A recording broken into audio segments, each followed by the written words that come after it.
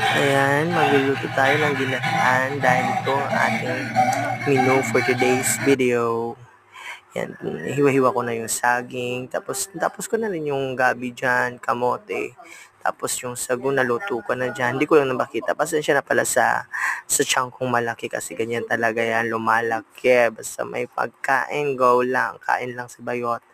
Hinugasan ko na, pero nagpakulo na rin ako para magpakulo na yung tubig upang mauna ko na ang mga kamote, gabi, tsaka etc. para ito ay lumambot na.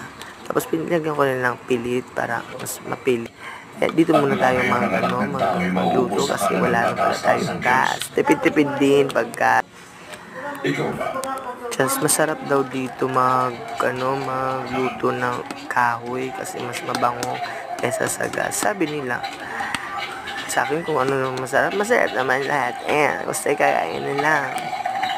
Ayan, nagbigan ako ng gata para mas magata, mas creamier pala. Ayan, may isang marites dyan na naipagmarites sa akin kung maganda pa daw siya, pero hindi na pala. My God, yun ang katotohanan at yun ang katotohanan na ang aking inalabas. Tapos ko piga-pigain siya, yun, isa pang puga para mas creamier siya, mas madami yung gata, mas marasarap.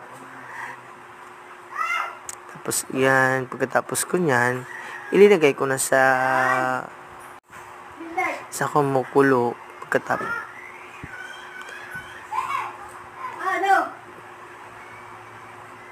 Tapos ayan.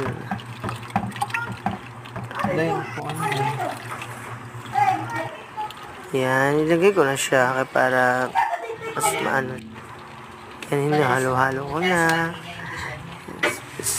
para mas luminamnam at mas masarap. Ayan na, mukhang masarap na siya. Yum. Parang gusto ko nang kumain yan. Pero, ayan, andito na po. May bulat tayo. May suka. May sili. Tsaka yung ginataan. Yun lang. Kain.